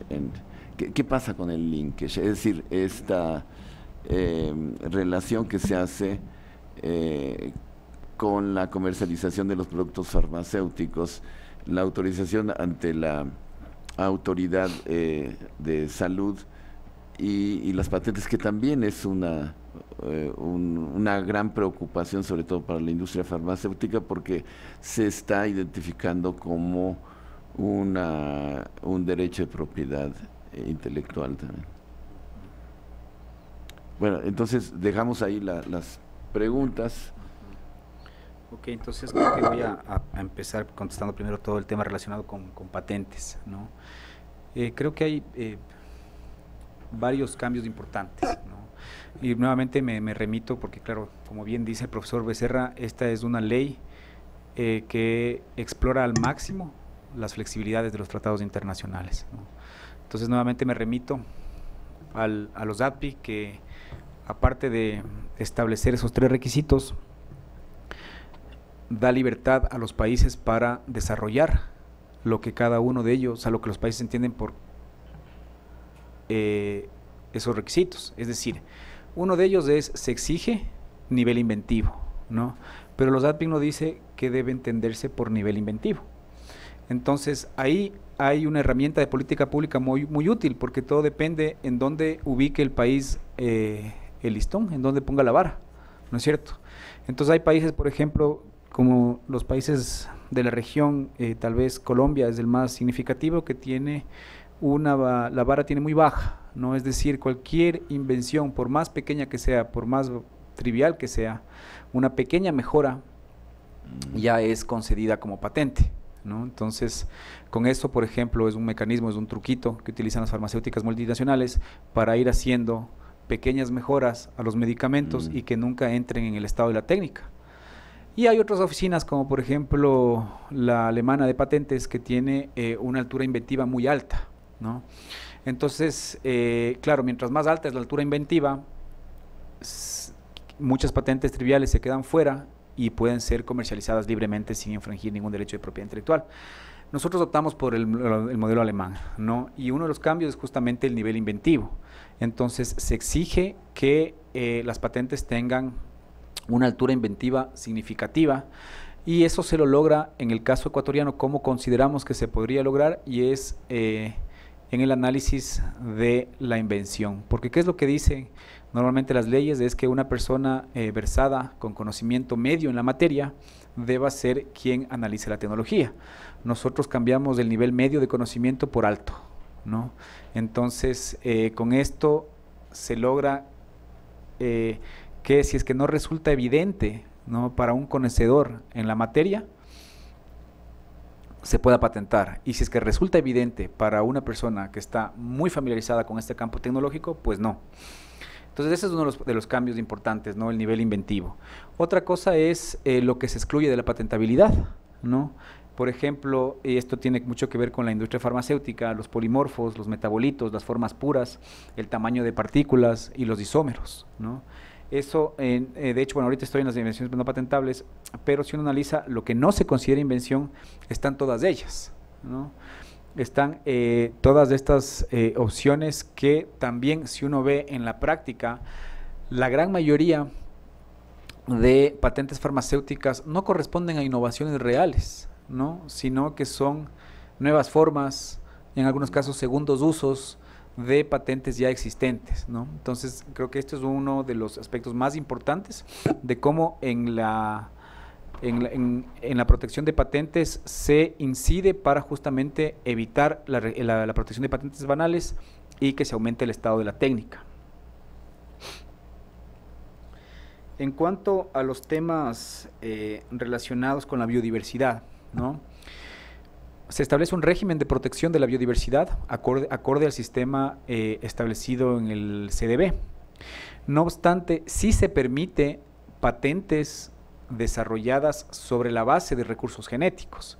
En ese caso se requiere dos cosas, ¿no? Primero, que haya existido el acceso al recurso genético en los términos que establece la legislación nacional. Y en segundo lugar, que exista la declaración de origen, ¿no? Si no existe declaración de origen, no se puede registrar o solicitar una patente que haya sido desarrollada sobre la base de un recurso genético. Es importante mencionar que el requisito de la declaración de origen es un requisito de fondo, no de forma, ¿no? Eso es importante porque en la mayoría de países no tienen este requisito, pero los pocos que lo incorporan como los requisitos de forma.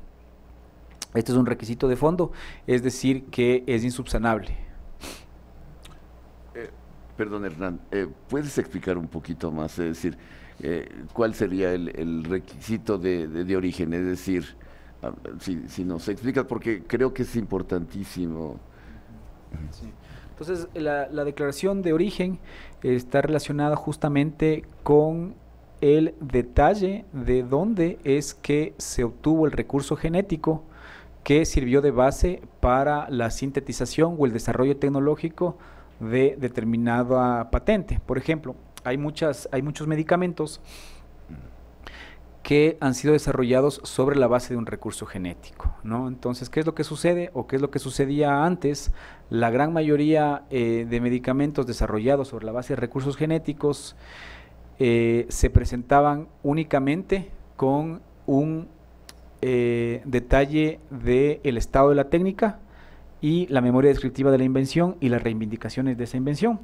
Entonces, uno no podía saber de dónde obtuvieron ese recurso genético. De hecho, si no fuese porque ahora en la mayoría de solicitudes constan la declaración de origen, hubiese sido muy difícil o casi imposible hacer este reporte de biopiratería que hicimos de patentes En mundiales. ese sentido, por eso iba mi pregunta, ¿cuál es la consecuencia de que yo sepa el origen? ¿Hay una retribución? Claro, entonces ahí yo creo que hay dos aspectos importantes, ¿no? El primero, creo que tiene que ver con la trazabilidad del recurso genético, ¿no? Y el segundo, le puede servir al Estado, que es el legítimo propietario de ese recurso genético, para eventualmente tomar acciones. Dos tipos de acciones caben ahí, que de hecho es lo que en su momento en la Oficina de Propiedad Intelectual nosotros estábamos impulsando. La primera es que no olvidemos que todas las solicitudes de patentes, no importa el país en el cual se lo esté solicitando, puede ser sujeto o de una acción de oposición o de una observación, o en otros sistemas de una posterior anulación a su concesión. Entonces, eso es una herramienta que al país titular del recurso genético le asiste para oponerse al registro de una patente, por un lado, en términos de propiedad intelectual. Y en términos de biodiversidad, por otro lado, también en los términos del CDB, se podrían tomar acciones por acceso indebido a un recurso genético, ¿no? Siempre y cuando no se hayan cumplido los pasos nacionales de autorización y de distribución de beneficios. Entonces, yo creo que en ese sentido, la declaración de origen es una herramienta útil para los países que somos portadores de la biodiversidad.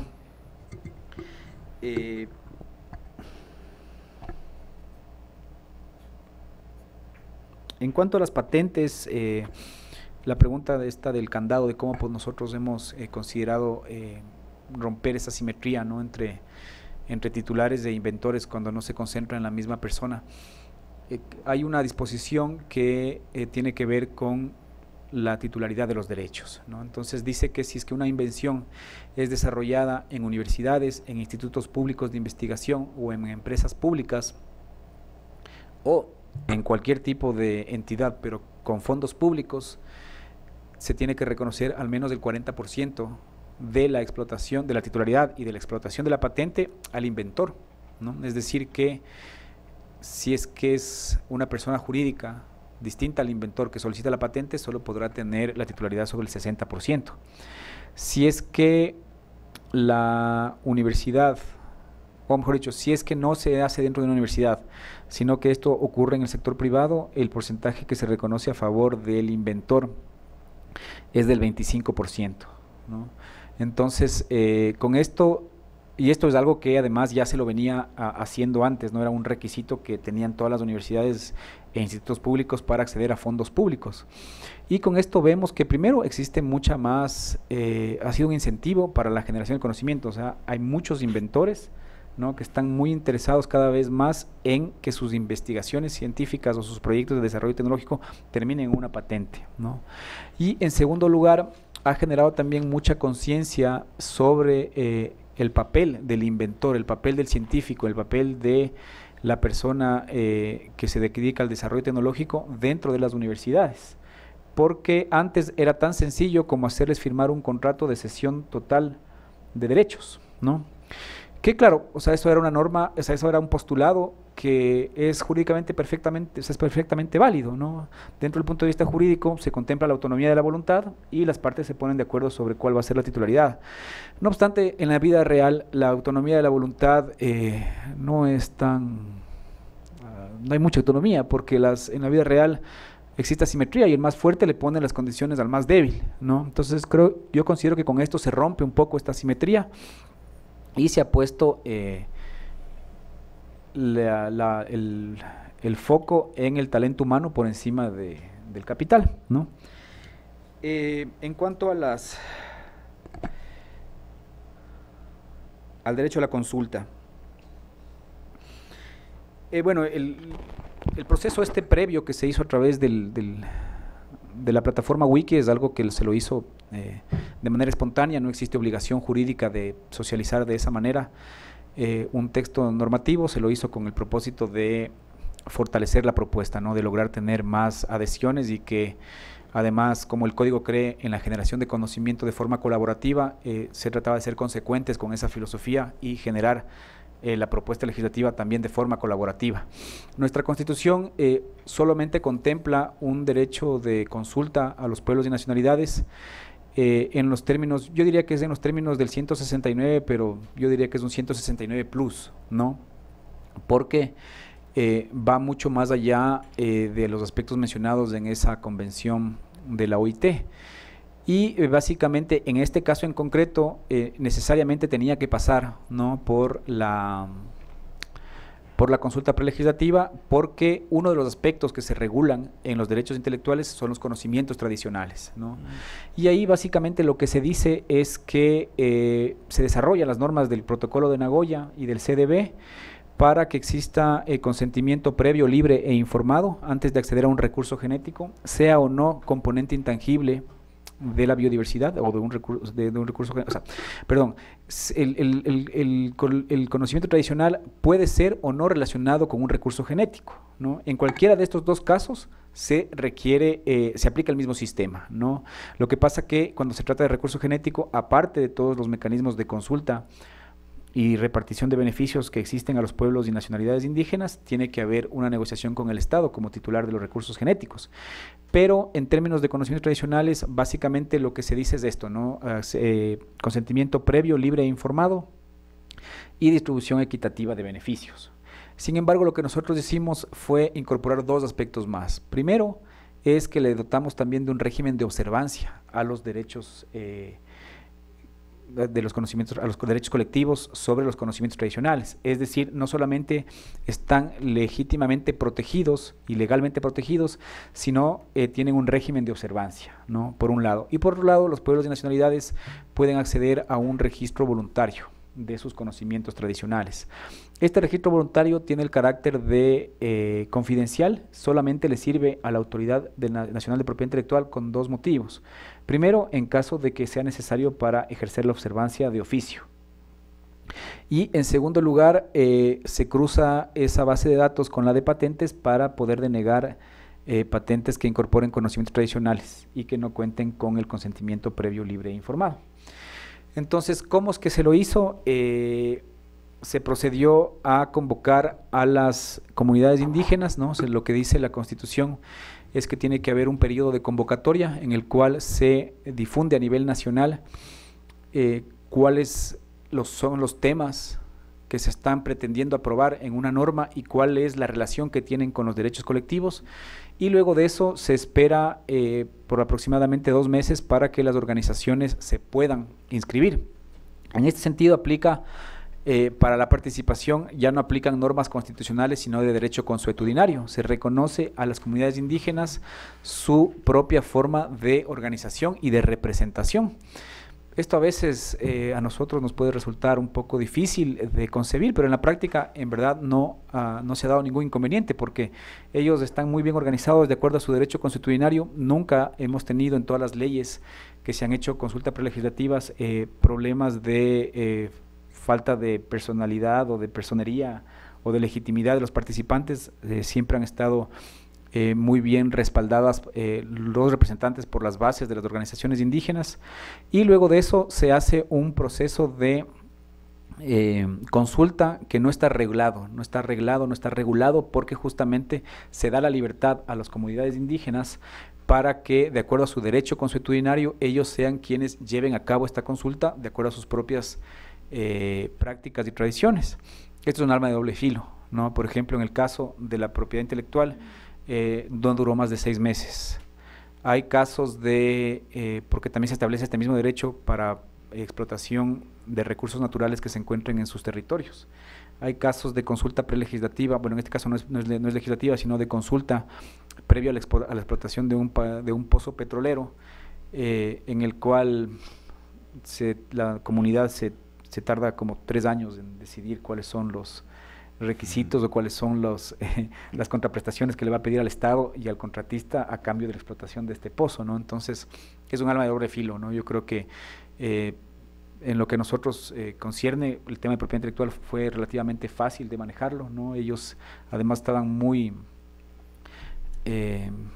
preparados porque ya venían participando activamente a través de sus representantes en las propuestas que el Ecuador había llevado en los últimos años al IGC, ¿no? al Comité de Recursos Genéticos y Conocimientos Tradicionales de la OMPI. Entonces, en ese sentido, nos fue relativamente fácil. Y para terminar, respecto al linkage, nosotros no tenemos, en el Ecuador no existe el linkage, y lo que sí se hizo es que originalmente se había contemplado en el código la regulación de la propiedad intelectual, o mejor dicho, de la información no divulgada y concretamente de los datos de prueba, se había contemplado en los términos del ADPIC, ¿no? Se lo había dicho que no está protegido con derecho de exclusividad, sino que únicamente aplicarán las normas del derecho a la competencia y cuando existan actos de competencia desleal se podrá sancionar al infractor. Como el proceso duró 4 años, en ese medio tiempo se firmó un acuerdo comercial, el acuerdo comercial multipartes con la Unión Europea, ¿no? En este acuerdo sí que se exige exclusividad de 5 años para los productos farmacéuticos y de 10 años para los productos químicos agrícolas. Cuando se firmó el acuerdo, parecía que fue al principio como que un balde de agua fría, ¿no? Para esta forma de regular. No obstante, ahí viene la importancia de la identificación de las flexibilidades que se pueden dar no solamente en los tratados multilaterales, sino también en estos bilaterales. Entonces, un día yo recuerdo, yo tuve la suerte de estar en las mesas de negociación de este acuerdo comercial. Esta fue un artículo que desde el principio nosotros lo marcamos como línea roja, pero obviamente los europeos no cedieron, no tenían la más mínima intención de ceder en ese punto y no querían que se marque un precedente en sus acuerdos comerciales.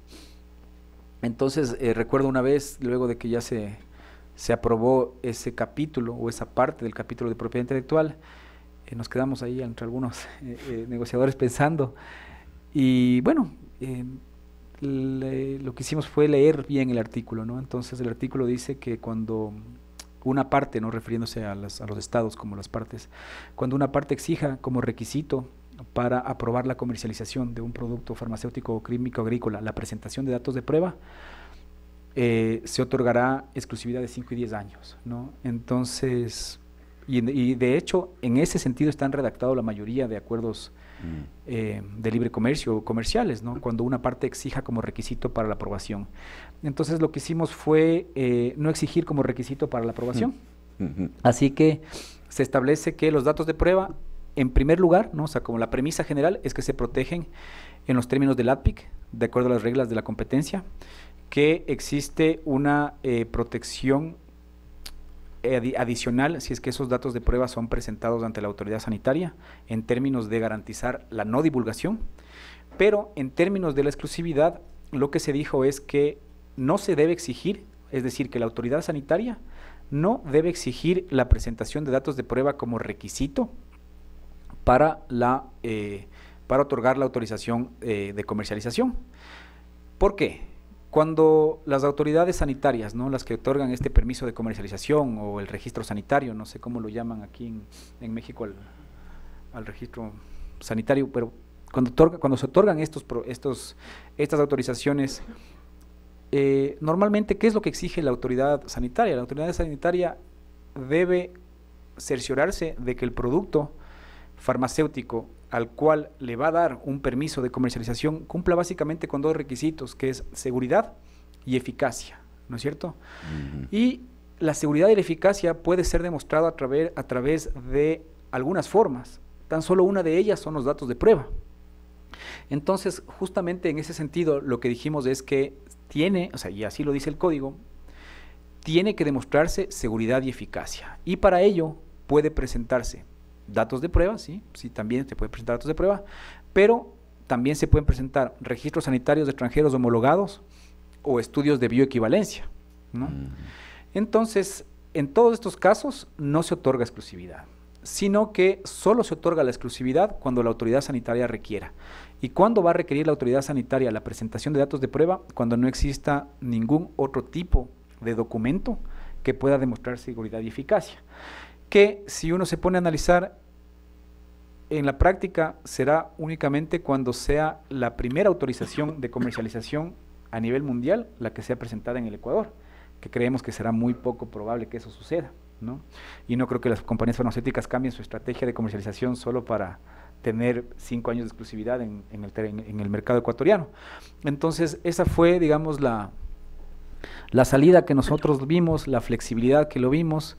Y de hecho, aquí como anécdota, al principio, claro, obviamente causó mucha molestia, ¿no?, en los europeos, porque habíamos acabado de negociar, ¿no?, el tratado comercial y luego se encontraron con esta disposición, ¿no?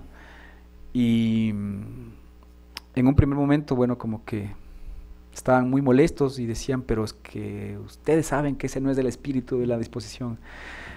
Y luego no les tocó otra que aceptar, ¿no? Y de hecho, una vez que tuvimos ya la última conversación con el delegado comercial de la Unión Europea en el Ecuador, él dijo, nos hicieron dar cuenta de que estaba todo este tiempo mal redactado. Claro. Claro, entonces, espero, no sé si es que, bueno, luego lo corregirán en los próximos acuerdos, pero en todo caso, yo creo que es importante ver que no necesariamente, o sea, de que creo que en algunos aspectos, como lo que es salud pública, a veces los tratados de libre comercio representan un serio problema, ¿no? Pero creo que no todo está perdido, siempre hay formas creativas de encontrar la interpretación de esos artículos, ¿no? Porque no olvidemos que a diferencia de los, ¿cómo se dice?, de la normativa comunitaria, ¿no? Porque nosotros tenemos una normativa de propiedad intelectual que es comunitaria, ¿no? Aparte de este Código de Ingenios, encima hay las decisiones andinas que nos rigen los 4 países de la Comunidad Andina.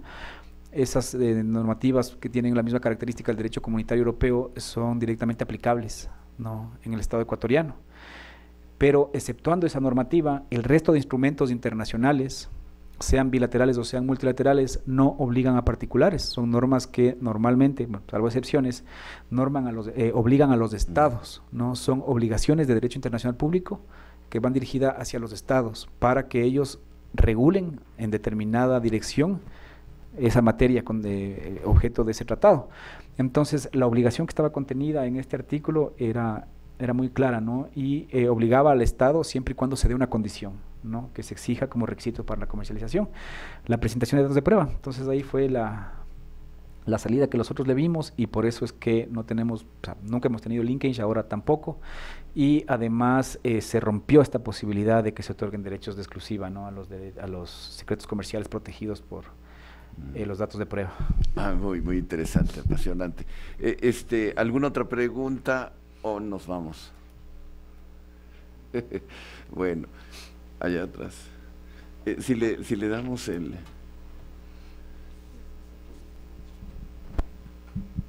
Maestra Natalia. Buenas noches. Gracias, doctor. Una pregunta, ¿nos podría decir si... no, ¿se escucha bien? A ver.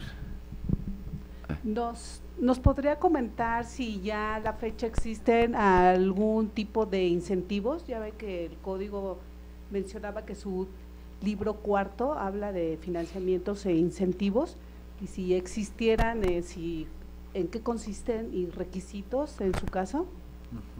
Gracias.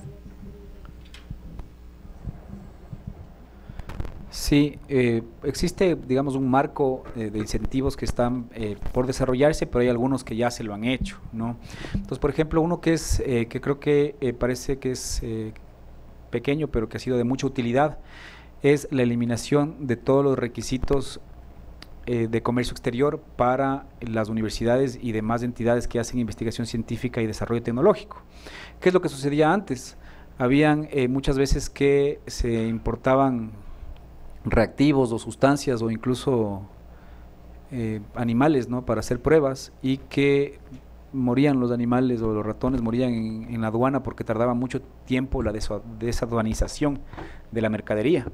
Entonces, primero se eliminaron todas las trabas de comercio exterior, es decir, que tienen un proceso simplificado, ¿no? Entonces la desaduanización es automática. Y en segundo lugar, también se quitaron los aranceles, ¿no? Entonces no se paga ningún tipo de arancel para la importación de insumos que sirvan para la investigación científica y el desarrollo tecnológico. Otro aspecto que sí también está desarrollado son los incentivos tributarios. Entonces existe una importante reducción del impuesto a la renta cuando son empresas que reinvierten un porcentaje considerable de sus utilidades en actividades de I+D+I, ¿no? Y existe a su vez la exoneración del impuesto a la renta cuando es una empresa 100% dedicada, o mejor dicho, únicamente dedicada a I+D+I. Y además existe otro incentivo tributario interesante, que es para las empresas que se dediquen a la generación o utilización de software libre, ¿no? Eso también es un aspecto que creo que es novedoso, ¿no? Porque yo no tuve tiempo para explicarlo, pero el código se preocupó mucho por incentivar la generación de software libre, ¿no? Entonces se establece, aparte de este beneficio tributario, se establece la obligatoriedad de enseñar software libre en las universidades, ¿no? Porque normalmente nos habíamos dado cuenta que a los estudiantes de ciencias informáticas no les enseñaban a programar, les enseñaban Microsoft o les enseñaban Oracle, ¿no? Algún tipo de lenguaje preciso de programación de una empresa grande multinacional. Entonces se les exige ahora enseñar en software libre, y además se exige a las universidades la utilización del software libre en sus programas informáticos. Y además es obligatorio que todas las empresas, todo el sector público adquiera software libre, ¿no? Adquiera software libre, tiene que tener un plazo, hay un plazo de migración del software propietario al software libre, y además hay un orden de prelación para la compra de software, ¿no?, en el Estado. Entonces la primera opción es software libre, nacional. La segunda, aquí sí se puede discriminar porque no hay derechos de propiedad intelectual, sí se puede discriminar por el sujeto, ¿no?, porque no hay derechos de propiedad intelectual inmiscuidos. La primera opción es la software libre nacional, la segunda opción es el software libre regional, y la tercera opción es el software propietario, ¿no? Entonces también ahí hay un incentivo importante también de política pública, aparte del tributario, para las empresas de software libre, ¿no?, que creo que encuentran una cuota de mercado interesante, ¿no?, aseguran su cuota de mercado a través de la compra pública. Yo creo que básicamente esos son los incentivos que me vienen a la mente. Yo no trabajé la parte de incentivos, ¿no?, son como estos 4 libros, yo me encargué únicamente de la parte de propiedad intelectual, pero creo que esos son algunos que yo podría, al menos los que me vienen ahora a la mente, que podría mencionar. Bien, pues muchísimas gracias, realmente es muy interesante, además apasionante, escuchar sobre todo la gestión sobre una persona que estuvo involucrada directamente en la gestión del código. Y bueno, deja muchísimas inquietudes, porque yo creo que también es el punto de partida para investigaciones sobre todos estos temas, ¿no? Porque son respuestas muy novedosas que abren definitivamente una serie de líneas de investigación. Muchísimas gracias y nos vemos dentro de un mes, que también tendremos una exposición muy buena. Muchas gracias.